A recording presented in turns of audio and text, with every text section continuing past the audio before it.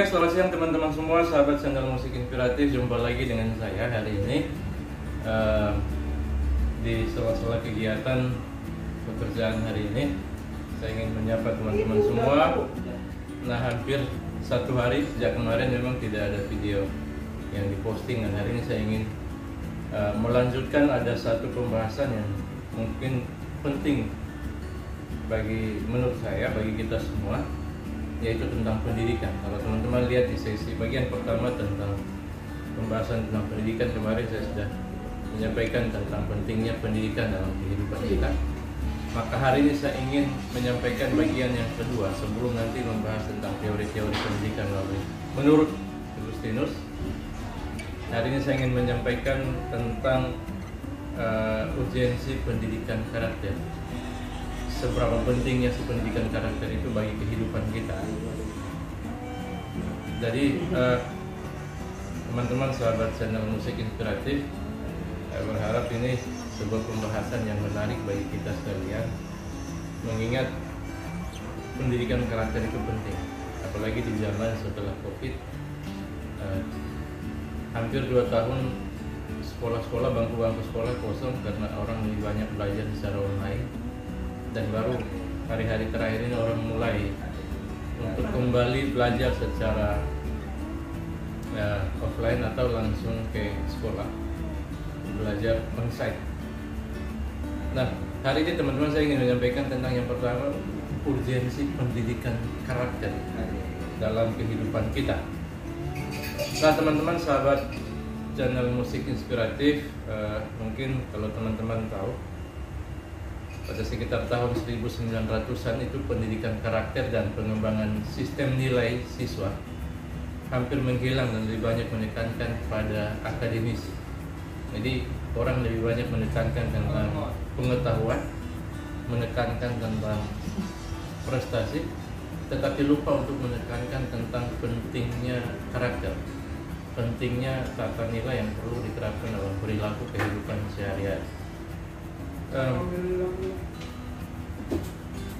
Hampir setiap hal yang berkaitan dengan karakter siswa itu menjadi sesuatu yang disepelekan. Itu sebabnya sekarang teman-teman, saat mulai memasuki abad yang ke-21 dan seterusnya, minat baru dalam pendidikan karakter telah mulai menjadi lebih jelas dari sebelumnya.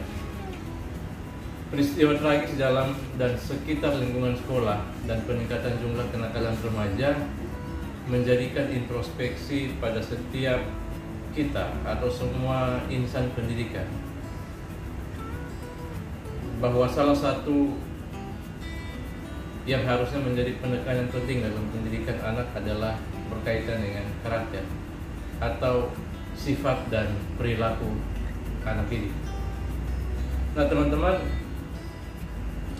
salah satu asumsi yang penting yang perlu diterapkan dalam pendidikan kita, yaitu kita perlu melihat bahwa pendidikan itu dibuat pada umumnya adalah untuk bahwa anak-anak itu memiliki,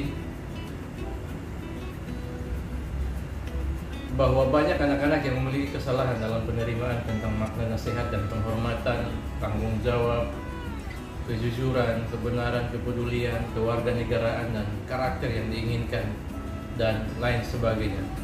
Selama ini pendidik bicara panjang tentang keaksaraan sebagai upaya untuk meningkatkan tingkat melek huruf sebagai misi utama pada lembaga dan akademisi. Pertanyaannya adalah, apakah banyak anak muda juga memiliki moral yang baik dalam yang diikuti dengan pengembangan pengetahuan tersebut? Apakah kekerasan dan kejahatan di antara anak-anak dapat diselesaikan? Apakah pendidikan karakter tidak perlu diimplementasikan dalam kurikulum sekolah? Jenis program pendidikan karakter yang efektif seperti apakah yang akan disampaikan supaya anak juga punya pengetahuan yang baik, diikuti dengan pengembangan karakter yang baik juga dalam kepribadian? Nah, teman-teman, mari kita lihat bersama bahwa pergesernya nilai etika dalam kehidupan berbangsa dan negara akan berefek kepada yang namanya liberalisme. Akan terjadi kemerosotan akhlak, adanya yang disebut dengan geng remaja, terjadi degradasi wawasan kebangsaan dan akhirnya terjadi hal-hal yang tidak diinginkan dalam pribadi peserta didik. Bahkan juga mungkin memudarnya karakter bangsa karena anak cuma dikejar untuk punya pengetahuan tanpa diikuti dengan perubahan karakter yang baik.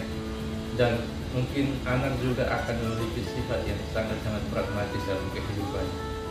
Nah, ingat bahwa dalam pengembangan pendidikan, selain untuk menambah wawasan dan pengetahuan, seharusnya kita perlu juga memperhatikan perilaku individualisme dari peserta didik atau dari setiap anak yang menjadi peserta didik yang kita ajarkan. Nah,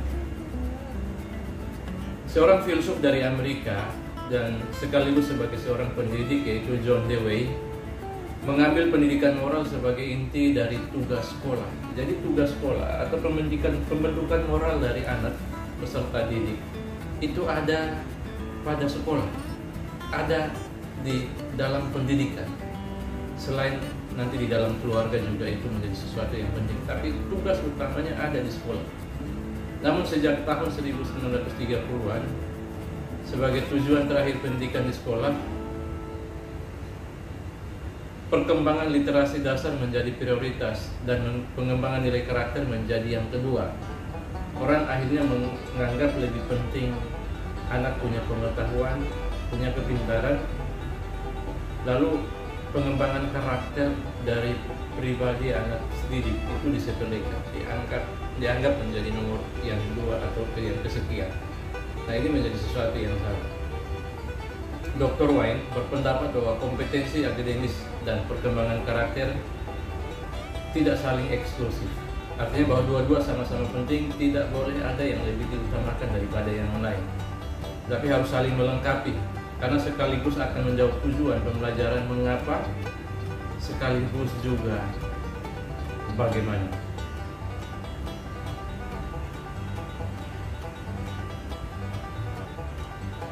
Teman-teman, tampaknya semua orang masih mencari cara strategis yang akan mengubah siswa menjadi individu yang bertanggung jawab dan memiliki semua dari karakter positif yang diinginkan oleh masyarakat. Sayangnya terlalu banyak program yang diusulkan untuk diajarkan sebagai pendidikan karakter hanya menyentuh permukaan saja.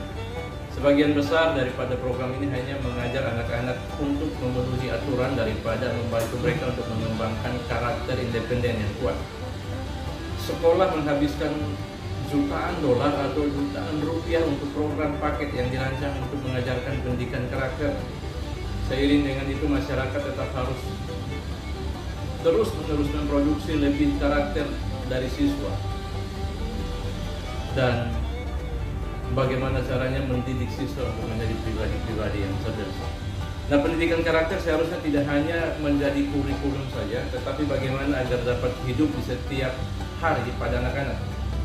Tantangan bagi semua insan pendidikan adalah harus membantu siswa agar tumbuh sebagai makhluk yang bermoral dan untuk melengkapi mereka dengan sumber daya internal yang bertindak sesuai dengan aturan-aturan yang berlaku.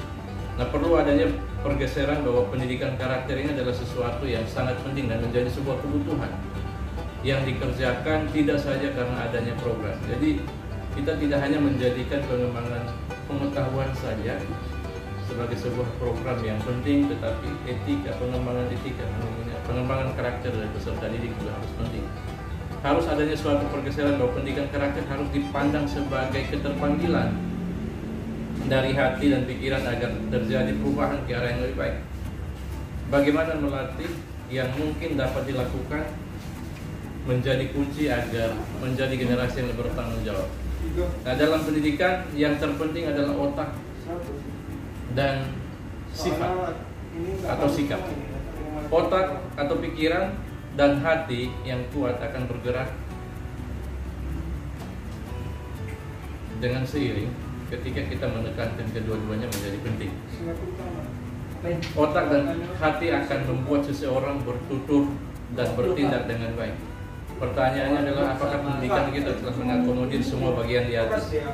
Dan apakah pembelajaran kita juga telah memberikan peluang bagi peserta didik kita untuk multi kecerdasan dan mampu mengembangkan sikap-sikap kejujuran, integritas, komitmen, kedisiplinan, visioner, dan kemandirian. Mari kita coba melihat kembali ke belakang perkembangan dunia pendidikan kita di Indonesia.